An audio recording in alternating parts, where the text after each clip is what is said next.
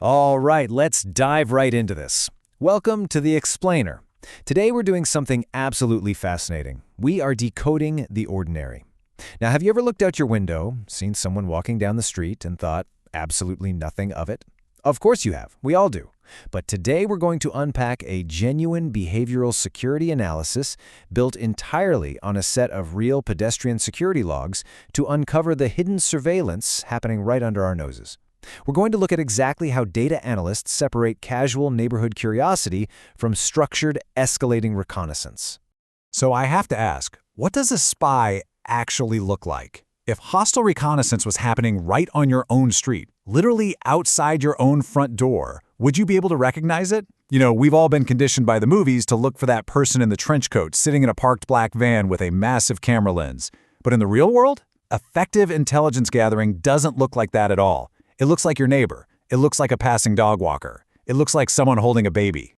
And that really illustrates the core theme of our explainer today: the mundane pedestrian versus targeted surveillance. Think about your normal baseline behavior when you're just out for a walk. If you see a mud puddle, you walk around it. If there's an uneven speed hump, you watch your step, right? A normal pedestrian prioritizes basic physical safety and navigation. But targeted surveillance? Those subjects suffer from what analysts call target fixation. Their desperate need to gather intelligence completely overrides their basic survival instincts. As you'll see, the difference between a normal walker and someone casing a property is often found right down at their feet. Let's move into Section 1, Hidden in Plain Sight. We're going to transition into the actual security logs from May 30th to June 11th, 2026, revealing how seemingly innocent actions actually mask deliberate intelligence gathering. Okay, this brings us to an absolutely crucial definition: behavioral camouflage. What is it? It's the act of utilizing socially acceptable, everyday alibis to justify an unnaturally slow pace, sudden stops, or just a prolonged presence near a target. The subjects in our dataset were purposefully leveraging these culturally normalized behaviors to act as a psychological shield. Basically, by doing something we all recognize and accept, they effectively lower the defense posture of residents and bypass suspicion of security cameras. Now, what's really interesting here is how incredibly specific these alibis are. They correspond directly to the structural weak points the subjects are trying to map. Take the infant carrier cover. When a subject was holding a newborn baby, their gaze was entirely fixed on windows and occupancy tracking. And why? Because holding a baby makes onlookers immediately drop their guard. The dog walker cover was used specifically to loiter near entry gates and inner walls, often late at night. The morning exercise pretext? That gave a subject the perfect excuse to fixedly observe vulnerable residents. And my personal favorite? Self-grooming, using a front-facing phone camera. They use that to secretly scan vehicle access gates behind them. Every single cover has a specific operational purpose. Section 2, Environmental Awareness Suppression. This gets into the fundamental flaw in their camouflage, prioritizing their target over their own basic physical safety. Because while you can easily fake walking a dog or looking at your phone, it is incredibly difficult to fake basic human navigational instincts. Just look at these baseline deviations. To maintain a constant line of sight on the property, these subjects deliberately suppressed their own environmental awareness. The data literally shows subjects walking right through deep potholes and mud patches without even glancing down. They stumbled over loose pebbles and uneven speed humps.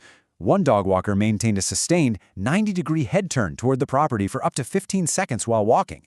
And, perhaps most alarmingly, individuals carrying infants prioritized scanning the windows over navigating hazardous terrain safely. That intense target fixation completely breaks their cover. Moving right along to Section 3, Mapping the 24-hour timeline. This shifts our narrative to show how isolated incidents actually form a highly coordinated, structured surveillance matrix over a full day. So, let's walk through this timeline together. The subjects were using a brilliant time-of-day strategy to build a comprehensive baseline profile of the property. At 6:25 a.m., you have the morning reconnaissance phase, which capitalizes on daylight to map physical vulnerabilities, check the gates, and track early morning resident habits. Then, at 18:20 p.m., the evening assessment phase pivots to evaluating interior layouts, room lighting, and tracking who is actually returning home. Finally, at 22:09 p.m., the late-night testing phase checks whether residents are asleep and verifies vehicle presence under low-light conditions. It's systematic, Different times of day, completely different types of intelligence gathering. And that leads us to a massive escalation marker, the same-day revisit pattern. Analysts identified specific individuals, labeled subjects A, B, and C, who weren't just casually passing by once. No, they were returning within hours. This absolutely proves the activity is deliberate, memory-based pattern building, completely ruling out opportunistic curiosity. They were building a mental map. Which brings us to the number 14. To put this into perspective, let's look at subject A. This guy first appeared at 8:35 a.m., using his mobile phone as a self-grooming mirror to secretly map the entry gates. Exactly 14 hours later, at 10:09 p.m., that exact same individual returned, but this time he shifted his cover behavior. Now he's walking a dog, holding his phone at an impossible 45-degree angle near his pocket on loudspeaker, which gave him the perfect alibi to stare straight into the inner compound wall. 14 hours later, new disguise, exact same target. Now, Section 4, Psychological Fixations and Anomalies. We are shifting to the most bizarre and unsettling findings in the data, because this goes way beyond standard professional reconnaissance. The cameras actually captured highly unusual ritualistic physical overlays that suggest deep psychological fixation or fantasy.